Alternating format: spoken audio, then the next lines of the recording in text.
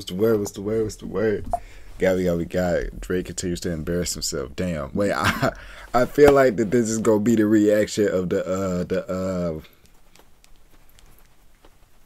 when he reacted to BBL Drizzy when he made the little remix, bro. I feel like it is. Bro, you look like Drake is stressing out right now, bro. We go see what the video is gonna be about though. Make sure y'all stay up. That's Stay Iconic. Let's get his reaction. Couple of weeks have been tough for both Drake and his fans. After he decided to officially wave the white flag in his beef against Kendrick Lamar, he has still been somewhat active. First, people saw him out in the Turks partying, which is hilarious considering this line from Meet the Grams. Of course, he also had the Twitter Riddler and his cryptic messages that he shared, along with some of Drake's belongings he allegedly possessed. And yes, I know the journalist Christopher Alvarez now claims that Drake did no wrong that night, but the more I think about it, the stranger it sounds for Drake to want to hang out with this guy of all people at 3 AM in his hotel room, where Christopher claims that Drake played him some unheard beats. Not even songs, just beats. Which Drake doesn't even make beats. I don't know, the story is just not adding up to me. Regardless, in an attempt to pop back out and silence the critics, Drake did come back with a feature on Sexy Red's new album, specifically on the song You My Everything. And I have to say, in listening to her part of the song, I think Miss Red might have damaged I knew it, and I ain't gonna lie to you, bro. I feel like my brain cells was fucking up because when I first clicked on that song, I was not expecting him to hop on that shit. I knew he was gonna hop on that shit, but I didn't know the whole beat was gonna change to BBL.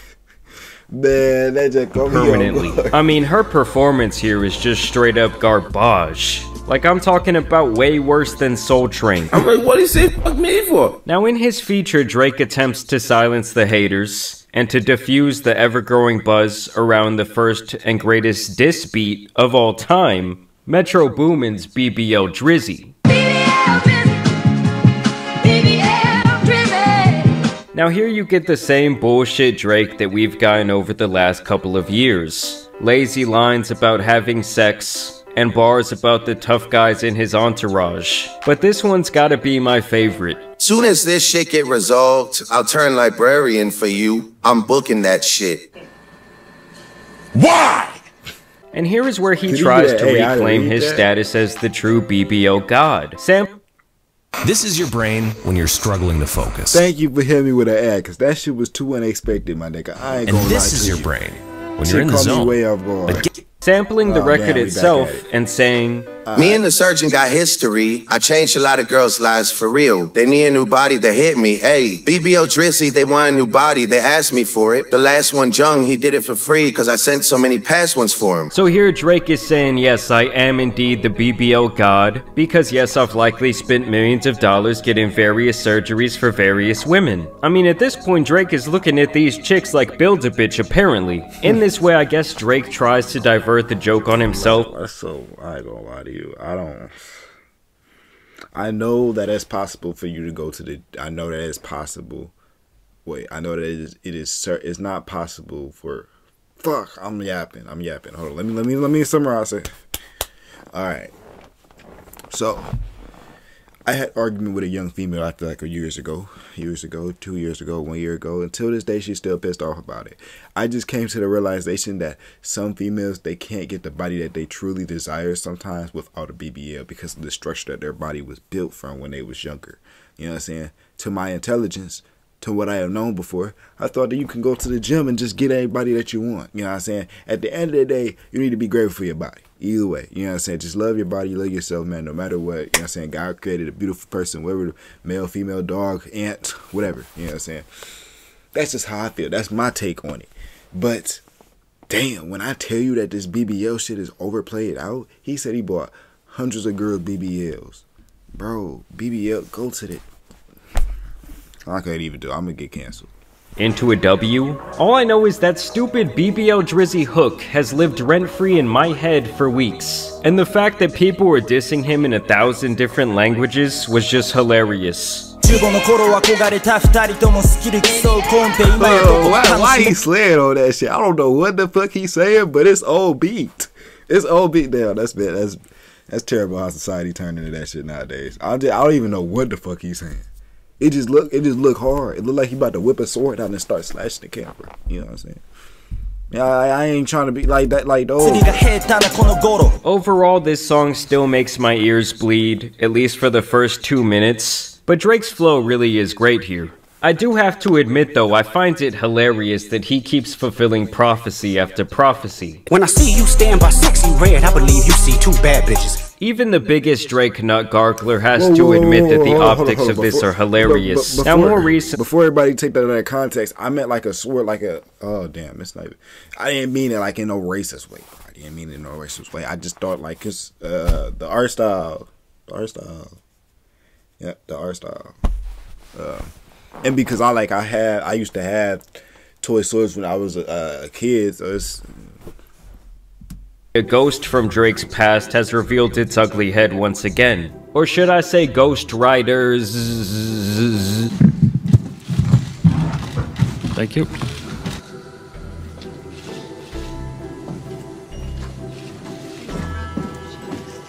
Back in 2015, Drake would famously destroy the then very respected Meek Mill in a rap battle. He took down the dude from the streets who was known for getting hyped on the mic, releasing Charged Up and then the hit record back to back in the matter of a week.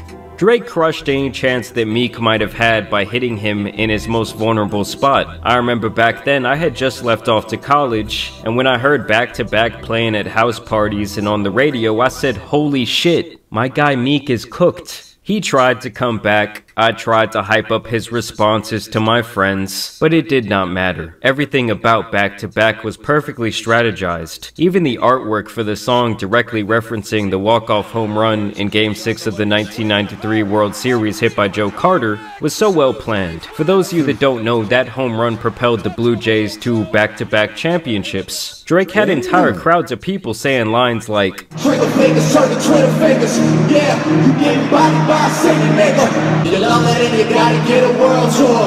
Is that a world tour? alluding to Meek's then relationship with a much bigger entertainer than himself, Nicki Minaj. At the time, his status as her boyfriend was eclipsing his status as a rapper. Don't get me wrong, he was still dropping good music, but he was becoming more known for being Nicki's boyfriend, more than he was for being Meek Mill, which is something a man is obviously going to be clowned for. This whole song is layered with references that emasculate Meek, who is known for his tough guy gangster image and ferocious delivery in his songs. For Drake to drop a radio hit on his head through a diss record is something that we had not seen for a very long time, and this really got him a lot of credit as an MC, and he really shed the soft R&B Marvin's Room guy label. Now you're probably asking yourself, well, why do I bring this up today? Well, first off, let's just acknowledge that what Kendrick did to Drake recently is exactly what Drake had done to Meek almost a decade ago. Because just like Drake recently, Meek actually put out some decent records of his own during that beef, dropping Wanna Know, War Pain, and Pray For Him. 3 great records that got completely eclipsed by Back to Back. In these songs, he talks about how Drake is an inauthentic artist, even calling him the new Milli Vanilli. Was it Quinn Miller, was it Usher, was it detail where you really got your flow? Here's a simple remote Why do job I you can keep getting start hit without with a ads college as soon degree as the that pays song more come than a on, doctor's salary. If you're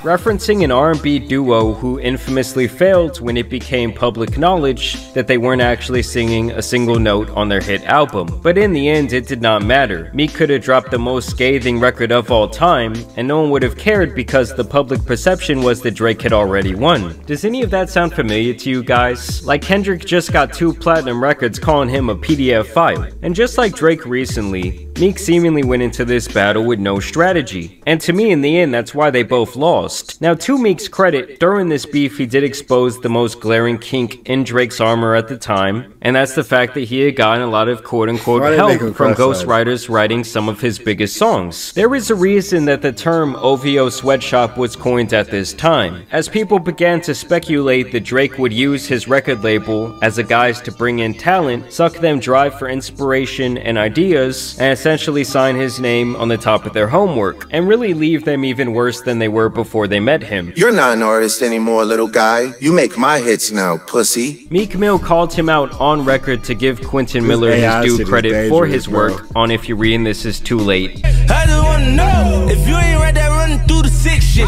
Tell us who the folks Quinn running through the 6 with.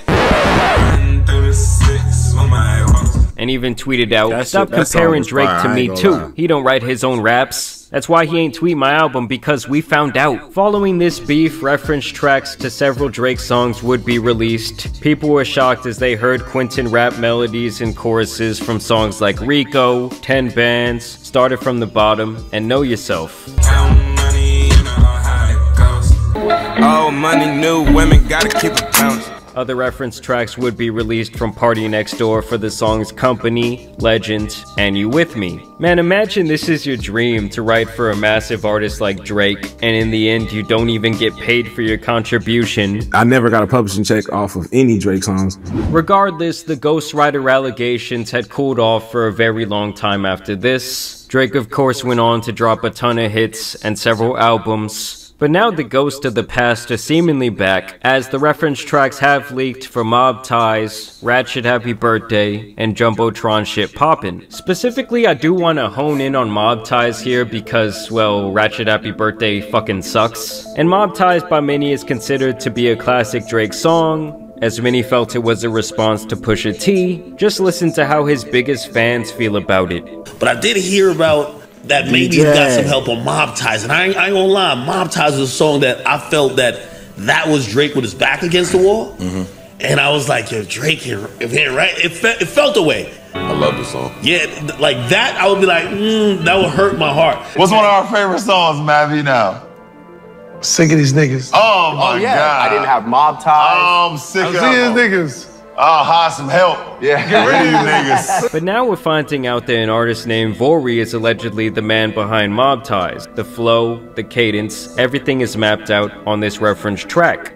Sick of these niggas, hey. Sick of these bitches. Hire a shooter. Get rid of these bitches. Now, should we be surprised by this? Absolutely not. But it does just show yet another prophecy coming true. I like Drake with the melodies. I don't like Drake when he act tough. And now we're finding out that he didn't even write his most infamous. I swear, if I get copyrighted, bro, ain't no way. This is Anthem. Now, in any other genre, I don't think many people would give a single shit. But in rap, this has always been considered a cardinal sin, and for someone who has claimed over and over again that he is the best rapper in the world with the best pen, well, people find it comical. And listen guys, I love many Drake songs. I spent many years and had many good times listening to Drake. He has several classic albums to me, and he is arguably the greatest entertainer of my generation. But somewhere around 2017, I stopped checking in on his music. I think Scorpion was the first record I really didn't enjoy, and unfortunately for Drake, he just went up against the most authentic artist I've ever seen when it comes to representing where he is from and how he is raised. And when you stack that up against a manufactured mega artist who seemingly has no boundaries as to which flow or style he might steal next, he was really fighting an uphill battle. And coming in with no strategy at all was just a horrible decision. Like, he went from begging Kendrick to drop to saying, oh well, that was just a fun little sparring session. Like, he got cooked to the point that almost a month later, Drake's biggest fanboys are still scrambling and crying over this massive L. And Jesus Christ, is it beyond easy to trigger them at this point? Damn, nigga, I think it's been a whole month. I should not be making no react. I don't know if I really took a side for real. I'm just reacting to what's reacting. I'm reacting to what y'all see, the views, what y'all want to see on my page, whatever. Cool. But bro, when I tell y'all, bro, there's a lot of people still yapping about the shit that's going on. I'm like, damn, you know what I'm saying? But y'all let me know what you guys think about this whole situation down. That's the end of the show. That's ironic. All right. Make sure y'all stand blessed. Make sure y'all stand iconic, bro. And I'm gonna catch y'all on the next one, bro. Peace out. That was lost and it turned to a rebel. Mama don't give up on me.